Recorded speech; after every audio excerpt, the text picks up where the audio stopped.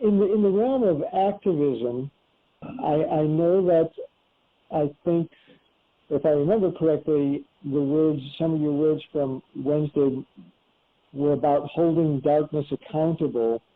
I'm not sure I heard or digested that properly.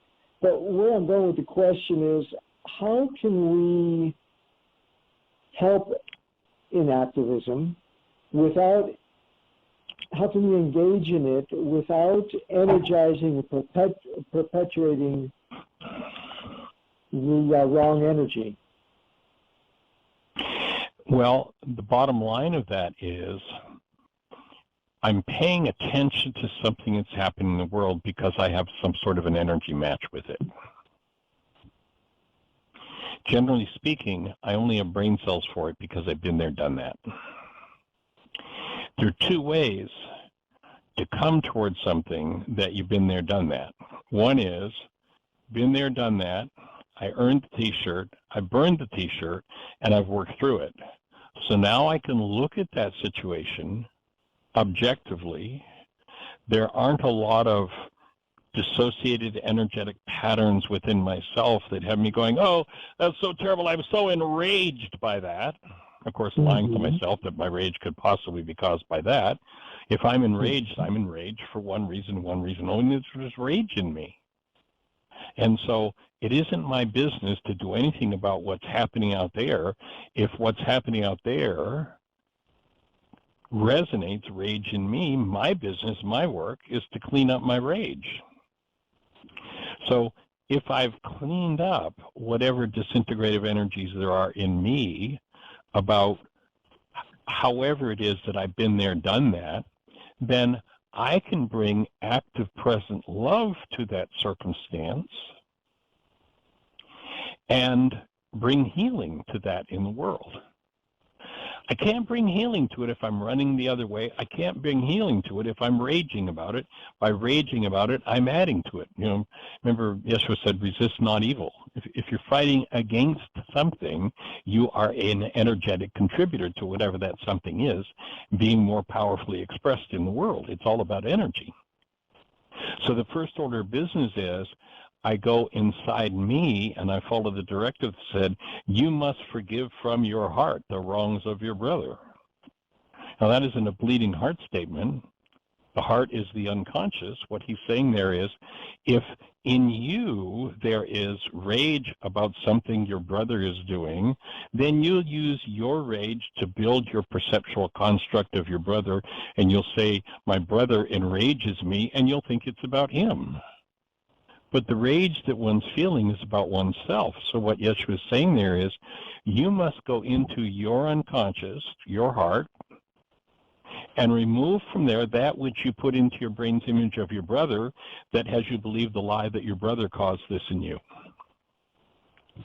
Having gone in and removed that energy, every uncoiled in myself, every, let's say, you know, usually when there's activism involved, it's some form of justice issue. You know, oftentimes people who are screaming and raging for justice are really doing nothing else but I want vengeance here. I want to get even. I want vengeance because it's what's unresolved in them. On the other hand, you can approach that same circumstance, identical situation. You see it because you've been there, done that, but you've worked through whatever it is that needs to be worked through. And you can stand as a space of active love while you go forward and hold that particular behavior in the world accountable. So your activism doesn't add energy to it on an unconscious level. Your activism brings active present love to it and brings healing.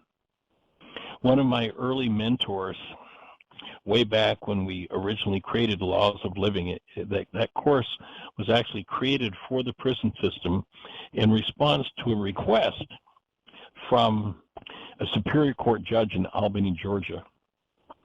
The man's name was Asa D. Kelly.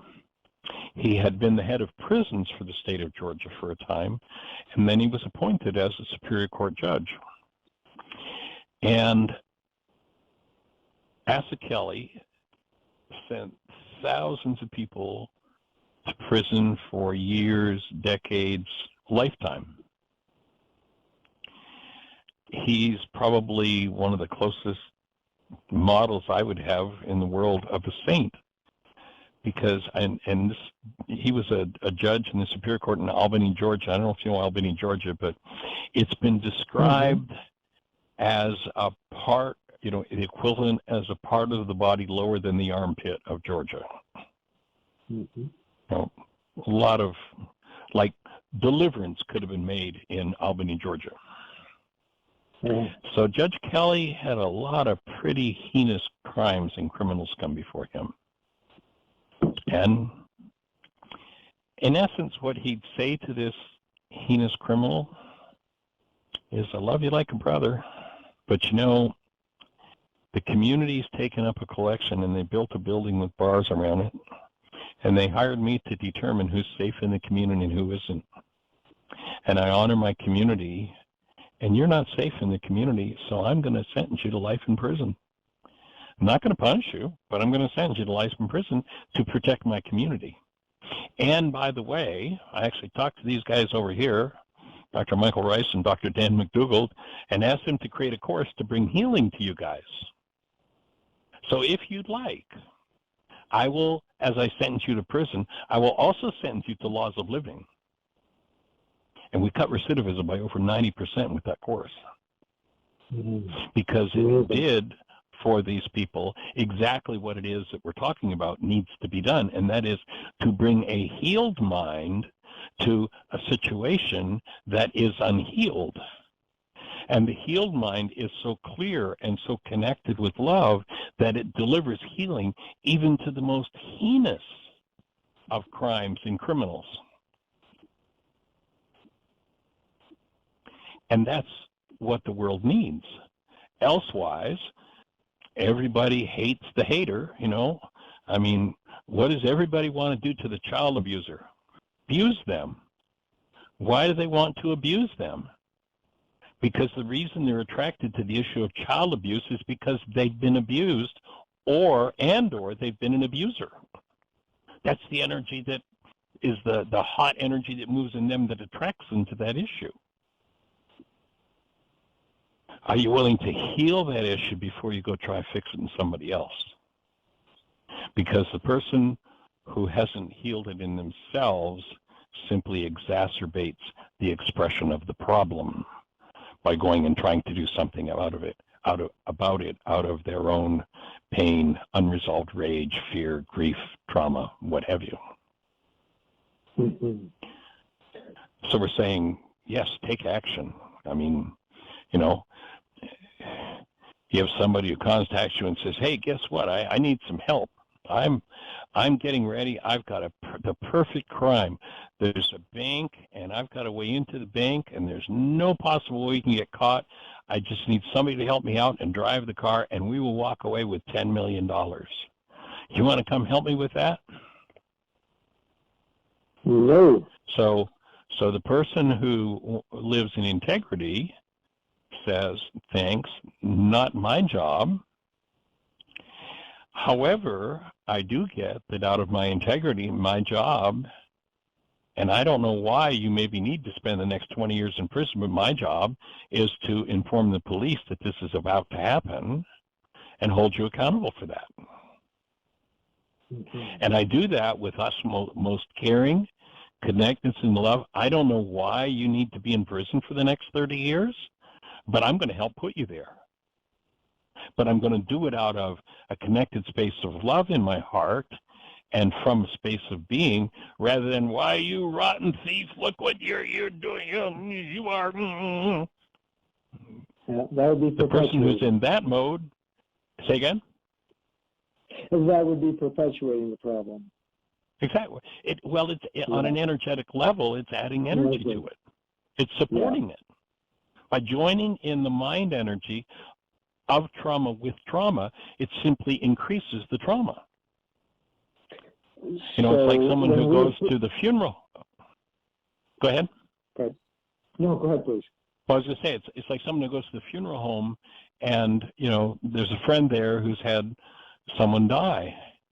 And this individual, not having resolved anything about death in their own lives, goes to the funeral home to see their friend, and oh, it's so terrible, and commiserates, and they both go deeper into the pit of pain and trauma over this loss. Or do you go into the funeral home in a space of compassion and love, understanding there's a lot of energy to be processed, and having healed your own mind around the idea of death, are you the space that uplifts this person who's going through this trauma? It's the difference of night and day. What we can't be the energy of uplift for is first our work. Then go work on the issue. Dedicate yourself, dedicate your life to it if that's what's appropriate. But if you do it out of your own pain, the more work you do on it, that's where, again, Yeshua says, resist not evil. The more work you do on it out of your own pain, the more you're a contributor to it. So bottom line would be nothing wrong with community activism if it's approached with a healed mind. That's the idea. That's it. That would be one of the objectives of this work, is to bring each one who sees atrocities in the world and wants to take action to bring correction, that they're actually doing it out of their own corrected mind, not out of a traumatized mind that just exacerbates the problem. So a community action group would be really benefited by first century Aramaic forgiveness. About 10,000%. I don't know anybody on the planet. I mean, the market's pretty big. It's probably only about 7.5 billion people. Like who doesn't need? Yep. Yeah, because there's a lot of groups and things that just believe we don't need activism, and more than likely because of things we've discussed, as it's done wrongly, and it just gives the wrong negative energy and perpetuates the problem. But approaching it like this, as you've explained, makes all the sense to me. And we need that activism in